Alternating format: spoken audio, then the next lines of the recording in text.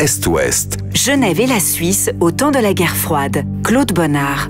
L'année 1988 est aussi à marquer d'une pierre blanche dans l'histoire de la Genève internationale. Et on se retrouve là au cœur du dossier de la Palestine, une Palestine qui est sur le devant de la scène politique du monde depuis tant de décennies. Un coup de théâtre ébranle le ciel diplomatique de New York. Les États-Unis refusent d'accorder un visa à Yasser Arafat, qui était chef de l'Organisation de libération de la Palestine à l'époque, et il ne peut de ce fait-là pas prendre la parole devant l'Assemblée générale de l'ONU. Cette décision est diversement appréciée. Il y a l'idée de transférer à Genève l'Assemblée générale pour permettre le débat sur la question palestinienne fait son chemin. Et tout d'un coup, c'est le coup de tonnerre. La décision de transfert est prise le vendredi 2 décembre par 154 voix contre 2. Et les dates avancées sont celles du 13 au 15 décembre. La Confédération et Genève ont pratiquement 2 semaines pour préparer ce sommet. Un sommet de l'envergure de celui de Reagan-Gorbatchev, avec des mesures de sécurité encore plus fortes que celles qui avaient été